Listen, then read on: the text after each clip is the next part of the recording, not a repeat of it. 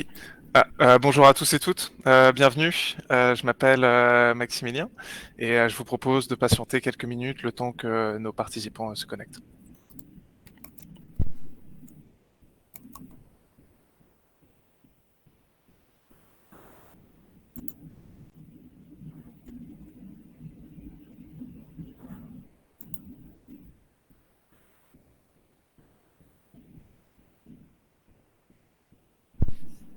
Beaucoup de personnes qui viennent de rentrer d'un coup, bienvenue. On va juste attendre encore 2 minutes et on pourra commencer. Bienvenue tout le monde.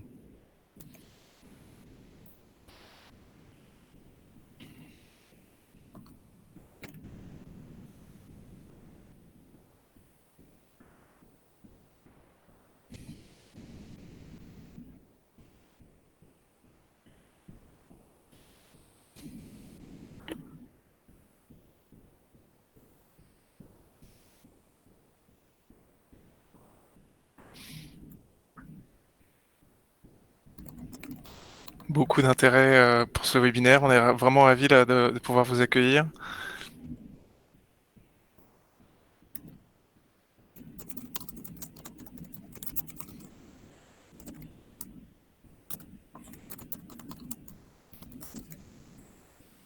Voilà, donc je pense que pas mal d'inscrits, pas mal de présents. Donc, je vous propose qu'on commence. Déjà, enchanté tout le monde.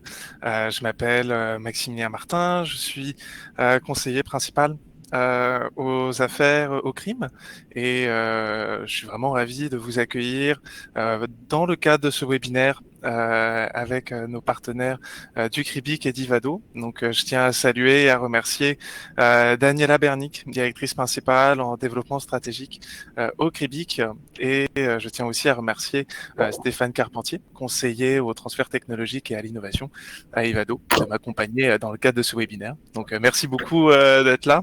Dans le cadre de ce webinaire, l'objectif de cette présentation, donc on sera ensemble à peu près pour un peu moins d'une heure, une grosse demi-heure ensemble, où on prendra le temps de revenir en fait sur chacune des organisations qui sont présentes ici, de venir Daniela prendra aussi le temps de venir présenter le CRIBIC, leur expertise, présenter les différents programmes de financement que le CRIBIC supporte.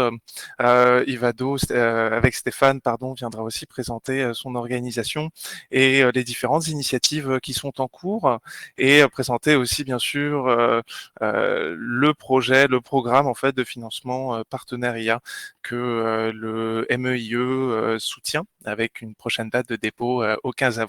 On viendra vous en parler en détail de tous ces critères, de ce à quoi en fait il faut s'attendre.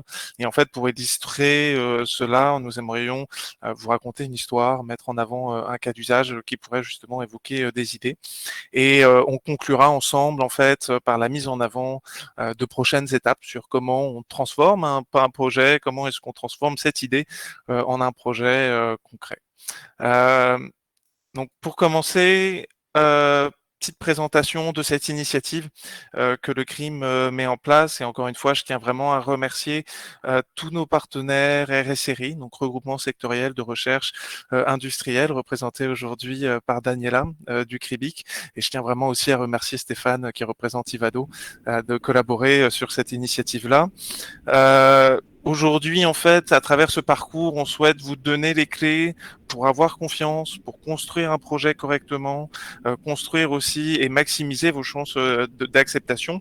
Mais au-delà, en fait, du programme de financement, c'est comment penser ce projet, comment venir dérisquer ces questions de cas d'usage, venir dérisquer ces questions stratégiques, des questions de données, ces questions technologiques, pour ensuite, en fait, venir le mettre en forme dans le cadre d'un programme, par exemple. Euh, Maintenant, en guise de courte présentation sur le crime, qui on est. Alors déjà, le crime, Centre de recherche informatique de Montréal. Nous sommes une organisation qui a 40 ans cette année. J'aime bien dire que ça se voit pas. Je suis un peu plus jeune que ça pour le moment. Mais nous, le crime, qui on est donc un centre de recherche, mais on est surtout un centre d'innovation industrielle, avec une mission en fait d'accompagnement et de développement pour des PME, mais aussi des grandes entreprises dans le domaine en fait de l'intelligence artificielle. les organisations font appel à notre expertise pour venir les aider dans le développement de leur vision produit en intelligence artificielle. Donc, on est là pour venir aider les organisations à créer, à développer des preuves de concept, des prototypes en intelligence artificielle qui sont par la suite transférés en fait dans l'écosystème de l'organisation pour que cette entreprise-là puisse par la suite accéder à un nouveau marché, optimiser ses chaînes de production, bref, en fait, transformer en fait sa compétitivité. Donc, le crime travaille dans le domaine des sciences de données, des sciences tabulaires, dans la science de l'intelligence artificielle, comme on peut l'entendre aujourd'hui, par exemple, sur le traitement de texte, le traitement de l'image, le traitement aussi de la parole, la reconnaissance du locuteur. Et au sein de l'organisation, on a vraiment cette mission de monter en maturité technologique. Comment est-ce qu'on est capable de sortir en fait d'un cadre de recherche appliquée en mettant à disposition une expertise senior, pas forcément justement des étudiants, mais on est dans des logiques de développement court pour accéder à ces nouveaux marchés-là. Donc le crime, c'est un partenaire de longue date du ministère et de différents appels et de différentes entreprises au sein de notre écosystème québécois et canadien. Et on est ravis de vous accueillir aujourd'hui. Peut-être maintenant une roadmap des regroupements sectoriels de recherche industrielle. Daniela, peut-être aimerais-tu prendre la main maintenant, présenter peut-être justement les RSRI et après partager sur la suite de la présentation de l'organisation. Parfait, tout à fait. Donc, merci beaucoup, Maximilien. Merci aussi, Stéphane, pour ta présence. Donc, bonjour tout le monde. Donc, ici, on commence toujours au Québec, un peu avec une présentation générale d'une image où ça positionne c'est quoi les RSRI, donc les regroupements sectoriels de recherche industrielle. Il y a 9 au total au Québec. Chacune d'entre elles et chacune de cette organisation couvre un secteur bien particulier. Puis vous avez un peu sur une ligne des temps comment ça a été créé. Donc, le CRIBIC a été créé en 2019. Donc, on a quand même un peu plus de 15 ans d'expérience puis d'expertise dans le développement des projets d'innovation en recherche collaborative puis en financement d'entreprises. On peut passer à la prochaine, Maximilien.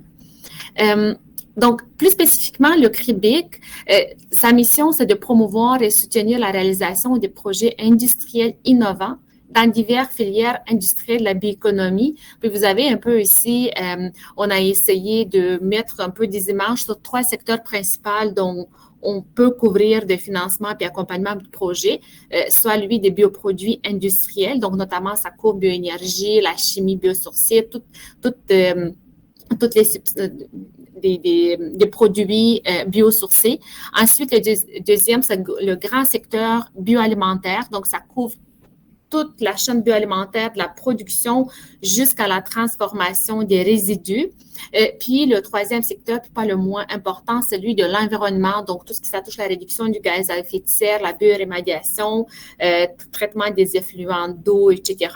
Puis, à ces 3 secteurs, il y a comme 3 secteurs horizontaux puis transversales qui vont s'appliquer. Donc, tout ce qui est réduction de gaz à effet de serre, l'économie circulaire, puis l'intelligence artificielle via des programmes comme partenariat qu'on parle aujourd'hui. Donc, merci. Suivante.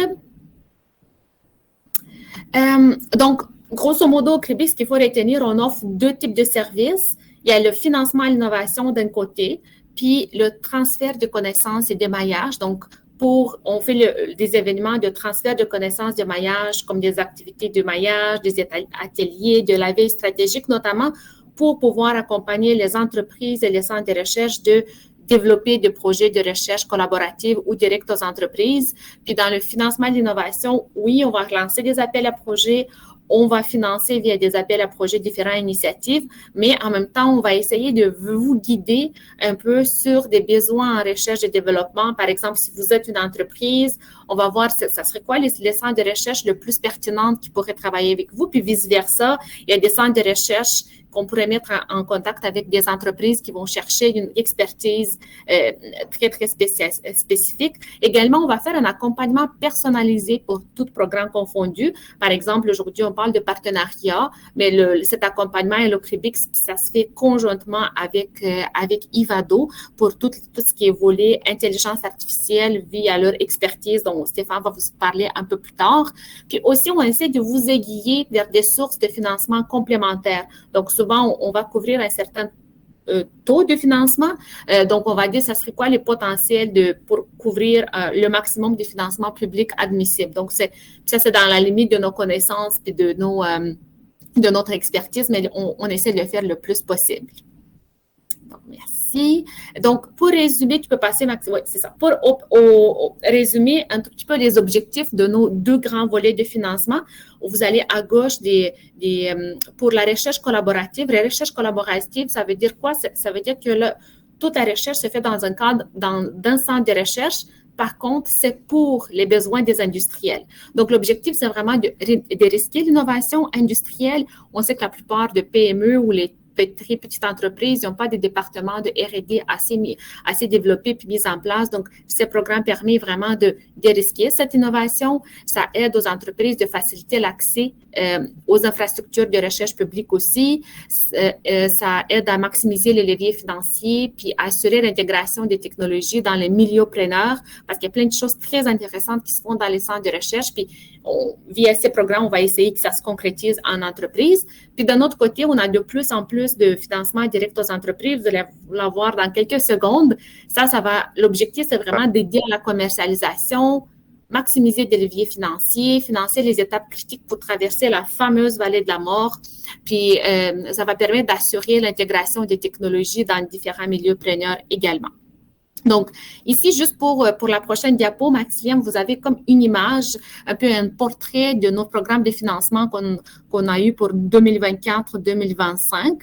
On est en train de préparer la programmation pour 2025-2026. Comme vous voyez, au niveau de la recherche collaborative, nous avons 2 programmes. Il y a le programme PSO, puis aussi Innover Académie qui vise la réduction de gaz à effet de serre au Québec.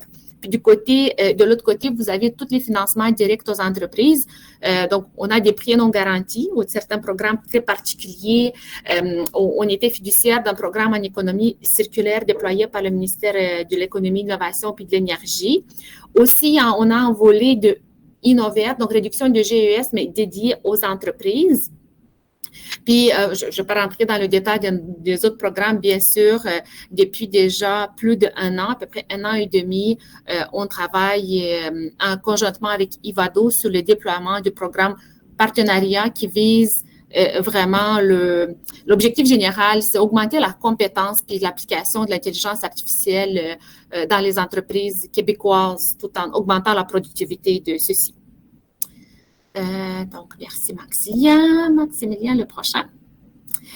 Donc, juste un mot sur nos activités de promotion puis d'innovation, transfert de connaissances. Donc, qu'est-ce qu'on fait? On fait souvent des webinaires comme aujourd'hui, c'était comme plus à l'initiative du CRIM, puis on collabore avec. Mais il y a nos propres webinaires qu'on va lancer. On va faire depuis déjà 3 éditions. On prépare le forum d'innovation sur la bioéconomie au Québec. On est à l'écoute de nos membres pour différents ateliers sur mesure comme de Cribic Connect. Si vous êtes membre du Cribic, vous voulez trouver des partenaires de collaboration, mais on peut organiser des événements sur mesure également. Un autre service qui est peut-être moins connu, c'est la veille technologique. Donc, actuellement, on a accès à des banques de brevets internationaux, puis aussi à une banque de données sur l'écosystème international de l'innovation que nous, on va utiliser à l'interne pour un peu statuer nos projets se situent où lorsque sont déposés par nos membres, mais aussi, on peut vous donner un accès à nos bureaux pour venir que vous consultiez ces bases de données, voir qu'est-ce que ça pourrait être fait qu'est-ce qui se fait déjà au niveau international, national, où on pourrait être compétitif. Est-ce qu'il y a de la propriété intellectuelle qui n'a pas été brevetée? Puis nous, c'est juste une banque de données. On ne fait pas de la consultation par rapport à la propriété intellectuelle. On travaille plus avec des collaborateurs comme des bureaux d'avocats spécialisés dans tout ça. Parfait, merci. Donc, c'est un peu ça. Je pense que c'est la dernière diapo. C'est un tout petit peu ce que fait le CRIBIC à travers tout l'écosystème d'innovation. Donc, je vais passer la parole à Stéphane. Merci beaucoup, Daniela. Oui, Stéphane, on serait ravis d'en apprendre un peu plus sur Ivado, qui vous êtes, qu'est-ce que vous faites, et après, c'est ça, revenir peut-être sur le programme en question. Très gentil, merci. Bonne présentation. Passez à Daniela. Écoutez, dans un premier temps, on se veut très complémentaire. Donc, c'est l'objectif de notre présence ici aujourd'hui. C'est justement d'apporter un autre élément qui permet de sécuriser, de dérisquer des projets, naturellement, dans notre cas, lié avec l'IA d'une certaine manière, de manière directe ou indirecte. On est très complémentaires aussi parce que, exemple, dans le cadre du programme partenariat, on vise à accompagner, puis on est en lié directement à 5 universités. Naturellement, ça nous donne un accès facilité à notamment à nos foires étudiantes, qui y a 1200 étudiants par foire étudiant. Donc, ça vous facilite la vie. On a d'autres réseaux qui sont disponibles via nous. Donc, on a 140 industriels qui sont dans notre membership actuellement. On a 4 axes, 4 piliers dans notre organisation, que ce soit au niveau de la formation spécialisée. On augmente autant la littératie, autant des décideurs que des spécialistes en appui à des gens comme le crime aussi. Autant qu'on va travailler en recherche plus fondamentale, veut pas. On est d'ailleurs tributaire de la subvention Apogée, qui est 125 millions, ce qui n'est pas rien de ce côté-là avec le choix Bencho.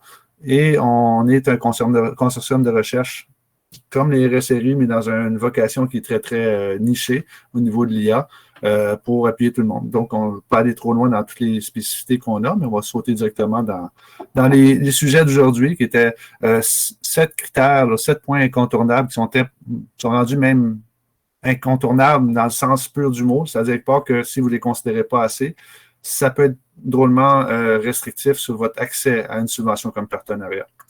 Donc, il faut faire attention, principalement le niveau d'innovation, l'impact structurant, la solidité du partenariat, si j'en ai 3 à suggérer, jeter un coup d'œil très, très approfondi, c'est ces 3-là en partant. Commençons par le niveau d'innovation. Le niveau d'innovation, on s'est rendu compte dans 24 projets qui ont été analysés à 2024 que c'était pas totalement saisi tout le temps au niveau de la profondeur de ce qui doit être démontré. Donc, niveau d'innovation, premièrement, ça peut être technologique au niveau de l'IA, mais ça peut être aussi sectoriel. Donc, il faut penser qu'il peut y avoir la présence des 2 niveaux d'innovation dans un projet partenariat et ça doit être démontré. Donc, qu'est-ce qu'on veut dire par innovation? Naturellement, on parle de nouveauté, complexité, valeur ajoutée tangible à un service ou un produit et enfin, le progrès par rapport à l'état de l'art. Ce que ça sous-entend, quand on parle d'état de l'art, c'est que vous avez fait vos devoirs aussi. Donc, c'est important dans un cadre comme ça d'avoir fait ces préparatifs-là et que ça permet aux évaluateurs de constater qu'il y aura un nouveau palier qui est atteint grâce au projet, au niveau technologique, par l'utilisation de l'IA, que ce soit comme pièce centrale ou pièce d'appui à un projet. Le deuxième point, c'est la contribution R&D significative.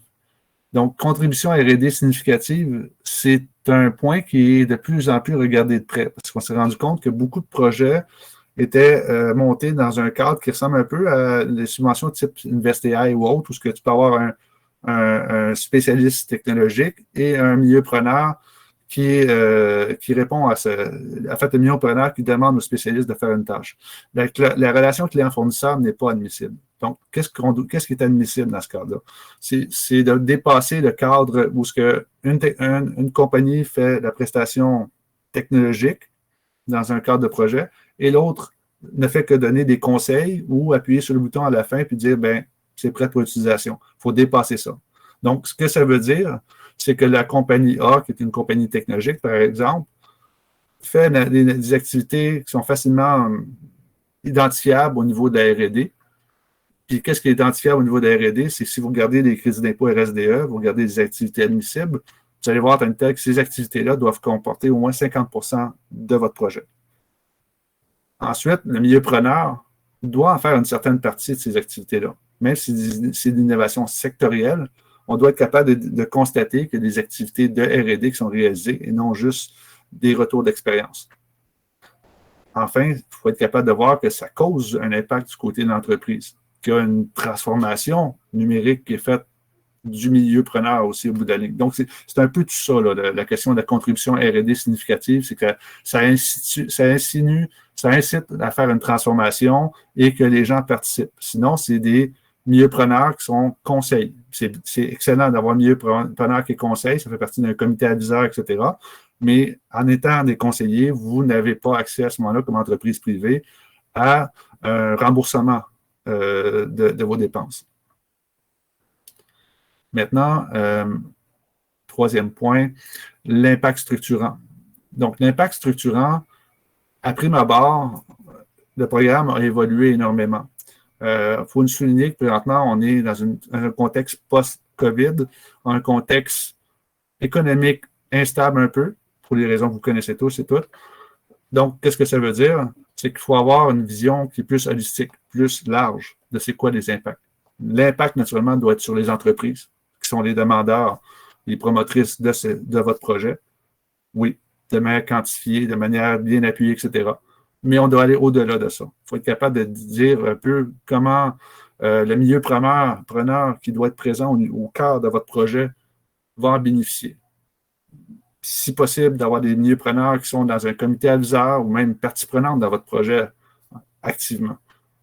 L'autre point, c'est que le milieu de l'écosystème innovant québécois, pour être capable d'être un projet structurant au Québec, pour être capable de mieux être plus résilient aux questions géopolitiques actuelles, c'est toujours un plus d'avoir un milieu preneur, centre de recherche, étudiants, etc., etc.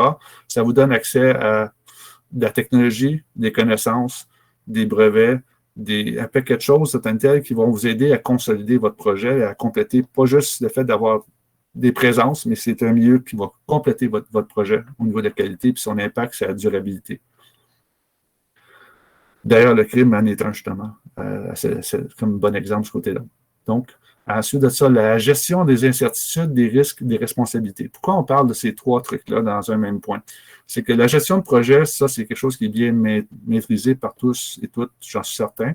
Par contre, il faut penser que les évaluateurs n'ont pas tous le même profil. Est-ce que, aux yeux des évaluateurs, vous allez mettre les contingences, les délais, etc., nécessaires pour que ça soit jugé comme des délais raisonnables pour réaliser votre projet? C'est une petite suggestion que je vous incite à regarder parce que des fois, il faut penser un petit peu ensemble. Que ce soit évident pour vous, que ce soit faisable, mais il faut être capable de démontrer que vous avez, exemple, des brevets, des expériences passées, etc., qui vous aident à aller plus vite que la moyenne des gens. Donc, ça, c'est un point que je vous invite à penser à donner assez d'informations pour que si vous êtes capable de faire en 12 mois, en 14 mois, que ce soit évident que vous avez une antériorité qui est importante, qui vous permet de le faire en 12-14 mois.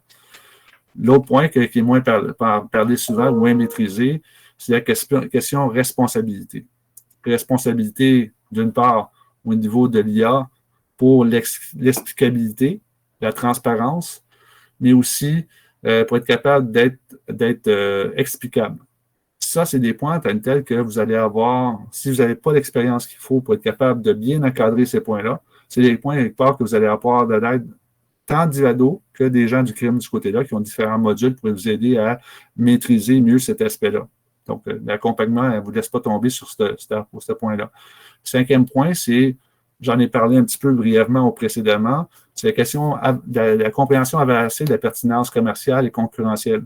Bien, Daniela en a parlé justement. Vous avez accès justement à des bases de données, vous avez accès à des encadrements, comprendre un peu l'écosystème dans lequel vous êtes. Il faut le sentir dans le projet, parce que ça, c'est une faiblesse qu'on a notée, des projets qui étaient mal quantifiés, mal défendus de ce côté-là, qui avaient peu ou pas d'études qui n'appuient ce que vous dites. N'oubliez pas, tel qu'on est dans un contexte où on veut des projets, je dirais pas d'exception, mais des projets qui sont très, très bons. Donc, c'est très concurrentiel. La propriété intellectuelle, un point qui peut être très perçu différemment dépendamment des personnes. Là, il faut se mettre dans un cadre de projet d'entreprise. La propriété intellectuelle, ce n'est pas que des brevets. Ce n'est pas l'aspect que légal qui est retenu en compte. Donc, vous pouvez parler d'un partage API, vous parlez de qui protège quoi. C'est bien. Mais n'oubliez pas de mentionner toutes les autres formes que vous pouvez avoir, que ce soit des outils, services technologiques, que ce soit des services industriels du savoir-faire, que ce soit des méthodes ou des modèles innovants. Ce sont tous et toutes des cas de propriété intellectuelle. pas au sens brevet, mais tout aussi acceptable, même à valoriser, surtout dans un projet partenariat. 7e point, dernier, la solidité du partenariat. Bon, sur ce point-là, c'est une des grandes faiblesses qu'on a notées parce qu'on a parlé précédemment, la relation client-fournisseur n'est plus acceptable. Il faut être capable de démontrer qu'il y a des activités qui sont faites entre les entreprises, il y a un transfert de connaissances et que le milieu preneur est au cœur de votre projet. Donc, si vous avez de la misère à démontrer ça, je vous encourage vraiment à venir nous voir, les RSRI et Ivado, pour être capable de vous aider à encadrer ce point-là correctement. C'est à peu près tout. Là, je ne vais pas prendre trop de temps de ce côté-là. Merci. Merci beaucoup, Stéphane. Je pense que ce qui ressort de ça, c'est vraiment la notion de partenaire. Le programme s'appelle Partenariat, partenaire. Regardez le CREPIC, regardez Ivado, regardez le CRIM, regardez vos partenaires, vos collaborateurs. C'est cette notion d'échange aussi, de synergie, en fait, de dynamique aussi qui sera évaluée et surtout vraiment mise de l'avant. Peut-être, pour résumer, 3 organisations. Ivado, qui peut aussi, c'est ça, venir vous aider à accéder à des étudiants, comme tu disais, Stéphane, cet aspect emploi, cet aspect accéder à pouvoir recruter, c'est un aspect très très important aussi pour construire cette valeur-là au sein des organisations et ça, je tiens vraiment à le souligner. L'aspect maintenant du CRIBIC, en même temps vraiment ce partenaire pouvant vous accompagner à monter ces projets, accéder à différents programmes, récupérer aussi un historique et une expertise sur ces sujets pour poser des questions et continuer en fait de construire ces projets-là. Et enfin, le CRIM, nous, notre mission, c'est pas de former du personnel hautement qualifié. Parfois, j'ai tendance à dire qu'on a presque une mission de développement économique. C'est-à-dire qu'on est là vraiment pour sortir les organisations des incertitudes technologiques, de passer du développement, enfin passer de la recherche appliquée au développement expérimental et vous préparer en fait à la mise en production et à l'accès au marché. Qui ça, bien sûr, ça reste votre responsabilité. Donc maintenant, les prochaines étapes, en route vers le 15 avril. 15 avril, qu'est-ce que c'est? C'est la date de dépôt pour cet appel en fait du partenariat. Pour y arriver, encore une fois, nos organisations, avec le leadership du CRIM, en fait, vous proposent une feuille de route pour venir justement dérisquer votre projet, peut-être rencontrer des partenaires. Si vous avez besoin d'une assistance aussi peut-être juridique, le CRIM met à disposition aussi quelqu'un, une avocate spécialisée dans ces droits de propriété intellectuelle pour venir vous aider à cadrer aussi ces discussions d'affaires-là. Premier point, effectivement, on est ensemble aujourd'hui, c'est vraiment ce webinaire, accès à l'information, soulever les intérêts. À la fin du webinaire, on va vous partager et on va aussi vous envoyer par courriel un lien de formulaire pour venir récupérer votre intérêt et de là, en fait, on rentrera en communication avec vous pour engager des conversations sur justement ce projet-là et peut-être commencer cette dynamique qui mènera à des programmes que je présenterai juste après, qui s'appellent Activation IA et Numéria. Pour résumer, quand Stéphane parle de pertinence commerciale, Activation IA, c'est quoi? C'est faire le lien entre stratégie d'affaires, stratégie d'entreprise et cas d'usage. Et de là, en fait, on vient vous accompagner sur un programme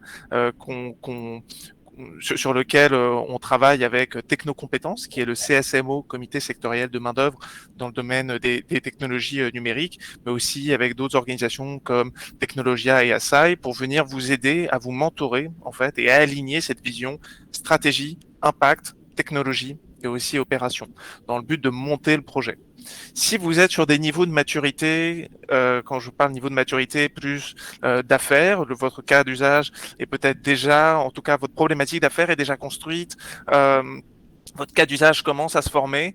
Numéria, qu'est-ce que c'est? C'est un outil de dérisquage. On vient dérisquer la question, on vient dérisquer les données, on vient vous soumettre des rapports d'analyse et de recommandations pour agir sur la donnée en amont d'un projet.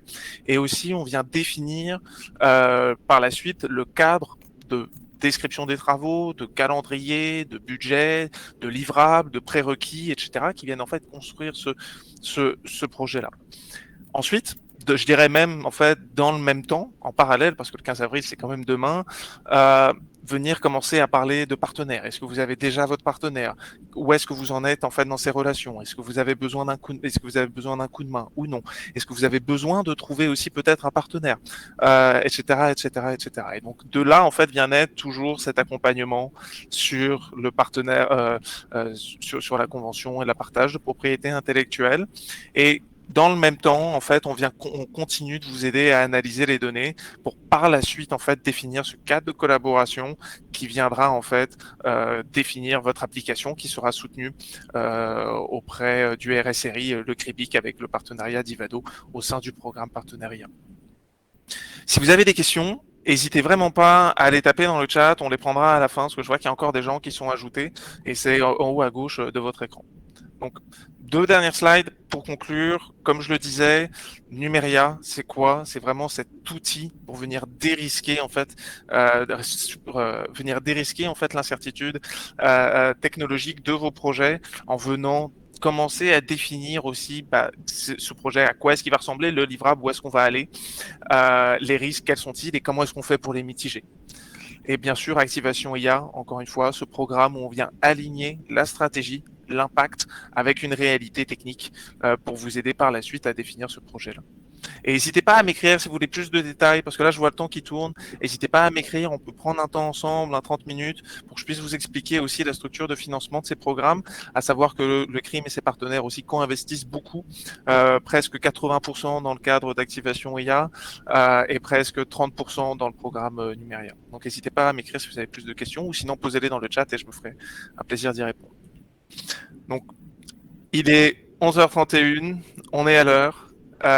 Merci encore à Daniela, merci encore à Stéphane pour cette présentation. On était nombreux ce matin pour ce webinaire. Donc encore une fois, je tiens à remettre en avant différents types de cas d'usage, que ce soit du design de protéines, que ce soit de l'assistant de recommandation et d'action, par exemple dans le domaine agricole, que ce soit de la maintenance prédictive sur des installations à bioréacteurs, ce genre de choses. Bref, quand on parle de bioprocédés, quand on parle du monde agricole, n'hésitez pas vraiment à venir nous écrire. Si vous pensez en fait que ce projet aussi peut-être ne se qualifie pas dans ce contexte-là, écrivez-nous et on pourra essayer donc de vous aider à le construire. Can we have access to the slides after? I don't think so. Marie, if you are with us, could you please answer the question? But sadly, I don't think so. Malheureusement, je ne pense pas qu'on vous partagera, mais il sera disponible effectivement sur YouTube. Oui, Daniela. Oui, mais peut-être le temps que les gens vont poser leurs questions au niveau de structuration, pour résumer, c'est vraiment enfin les RSRI, dans ce cas-ci, CRIBIC avec Ivado, qu'on va faire via nous, que ça va se faire le dépôt pour le MEIE. Le CRIM, par contre, c'est un centre de recherche qui va vous accompagner, parce que dans la structure de programme plus détaillée, si vous allez voir sur notre site web, il y a certaines dépenses qui sont admissibles, puis même les dépenses faites avec les centres de recherche sont bonifiées à 50% dans le cadre du programme. Donc, pour parler un peu plus, je ne sais pas si vous avez des questions par rapport aux normes de programme, mais vraiment, le CRIM va vous accompagner au niveau de accompagnement comme en tant que centre de recherche, puis aussi peut-être qu'il va y avoir des partenaires aussi qu'on va pouvoir ensemble collaborer pour trouver des partenaires, parce qu'on parle de partenariat. Il faut plusieurs partenaires. Un seul organisme, évidemment, ne peut pas déposer une demande. Puis c'est vraiment la clé, c'est dans toute cette collaboration entre tous les partenaires. Je peux répondre à la question par rapport au montage financier aussi, si vous voulez, tant qu'avoir le micro, mais pour le montage financier pour des PME qui ne sont pas des startups, on couvre jusqu'à 35% des dépenses admissibles. S'il y a au moins de 20% du projet qui vont aller à un centre de recherche pour faire les travaux en collaboration, mais c'est 50% de ce 20% qui ça va être couvert. Mais pour des entreprises, pour des startups qui sont incubées par certains incubateurs qui sont dans le guide, on couvre jusqu'à 50% des dépenses admissibles. C'est jusqu'en concurrence de 1,5 million par projet, peu importe le nombre de partenaires qui sont dans le cadre du projet. Peut-être alors pour donner peut-être un exemple de comment est-ce qu'en fait les collaborations et les dynamiques fonctionnent. Imaginons vous êtes une organisation, vous travaillez peut-être justement dans le domaine de l'épuration de l'eau et vous souhaitez développer un algorithme de maintenance prédictive sur des installations de bioréacteurs à membrane, par exemple. Vous avez un partenaire qui lui travaille dans le domaine où ou en tout cas vous êtes à l'affût peut-être d'un partenaire qui aurait besoin d'un même type de cas d'usage qui graviterait autour de ce design de détection, par exemple, de bioprocédés, de signaux de pic, d'anomalies, ce genre de choses, et vous vous rendez compte que peut-être que dans le domaine médical, il y aurait un lien. Et là, on parlerait donc du développement d'un cas d'usage qui serait générique. Et là, vous irez voir, par exemple, le CRIVIC pour confirmer en fait ce cas d'usage-là, confirmer peut-être aussi ce partenariat-là. Vous viendrez voir le CRIM pour venir construire en fait la réalité technique, technologique et récupérer aussi donc ce partenaire pour venir développer par la suite ce modèle d'intelligence artificielle. Et avec Ivado, vous viendrez par exemple recruter ou accéder en fait à des étudiants ou du personnel hautement qualifié pour vous accompagner et renforcer la structure de votre organisation. Et de là en fait, vous pourriez, avec votre partenaire et d'autres, que ce soit par la suite, encore une fois, un partenaire qui serait dans le domaine médical, avec qui vous pourriez partager de la propriété intellectuelle, des clients, etc., construire en fait cette histoire. Vraiment, moi j'aime beaucoup parler de narratif. Je ne sais pas si Stéphane et Daniela, ça fait du sens pour vous, mais pour moi, quand j'accompagne des organisations qui souhaitent déposer des projets, que ce soit au programme partenariat à d'autres, vous racontez une histoire. Vous racontez une histoire de collaboration, vous racontez une histoire pour votre entreprise. Et ça, c'est important d'identifier tous ces acteurs aussi, que ce soit internes ou externes. Peut-être Stéphane, aimerais-tu rajouter quelque chose, Daniela, peut-être avant qu'on conclue? Oui, à fond, un autre exemple, et je suis passée vite, j'aurais pu parler pendant ma présentation, mais là, on parle de bioéconomie, puis les partenariats sont tellement naturels qu'on n'y pense pas. On n'a pas besoin d'avoir nécessairement deux personnes qui sont deux entreprises qui sont dans le même secteur. Donc, on voit le match gagnant-gagnant quand ça devient des secteurs différents. Par exemple, une entreprise qui développe des algorithmes puis des logiciels avec une entreprise qui est dans l'agriculture. On sait que dans l'agriculture, l'IA s'appliquerait, c'est vraiment le ciel, la limite. Il y a tellement de possibilités. Puis, on a récemment, l'année passée, on a financé un projet où on visait la collecte de données pour tout ce qui est agriculture biologique. Personnellement, je ne le savais pas. L'agriculture biologique est très, très pauvre en données parce que il s'agit du fait que la plupart des entreprises investissent dans l'agriculture conventionnelle, dans tout ce qui est IA, toutes les infrastructures, les machines, etc. Mais on a financé un beau projet entre, il y a IRDA comme centre de recherche, puis il y a deux entreprises aussi qui ont participé à cette initiative-là qui va nous aider à propulser l'agriculture biologique automatisée tout en intégrant l'intelligence artificielle. Donc, et la même chose quand on parle des traitements des eaux, mais ça peut être de l'intelligence artificielle qui va venir traiter sans nécessairement qu'on a besoin que les gens se déplacent. Puis, avant de donner le mot à Stéphane, il y a une autre question. Est-ce que les OBNL sont admissibles au programme? Oui, mais pas comme demandeur principal. Donc, ils sont admissibles comme des partenaires dans la réalisation, puis il y a des particularités. Parfois, il faut que l'OBNL a des activités de R&D. Souvent, il y a des centres de recherche qui ont le statut d'OBNL, mais eux, ils sont admissibles comme prestataires d'honoraires professionnels, le fameux 20% que je vous disais, c'est des centres de recherche, mais les OBNL toutes seules, malheureusement, ne sont pas admissibles dans le programme. Merci beaucoup, Daniela. Est-ce que Stéphane, tu as un dernier mot pour conclure? Tout de suite. Ben, en fait, c'est juste pour revenir un peu puis maintenant répondre à une question qui était sur le chat justement par rapport au taux d'aide. Il faut penser quelque part qu'on peut cumuler justement les partenariats tant que ce n'est pas une subvention qui vient du MEIE ou des Q. Donc, on peut aller en dehors de ça. Faire attention à tout ce qui est CNRC Paris, tout ce qui est Scale AI, ça c'est moins possible, mais il y a possibilité d'avoir une complémentarité pour l'un et de l'autre aussi, si on pourra vous aider de ce côté-là. Finir en parlant, je pense que tous les points qui ont été mentionnés sont excellents.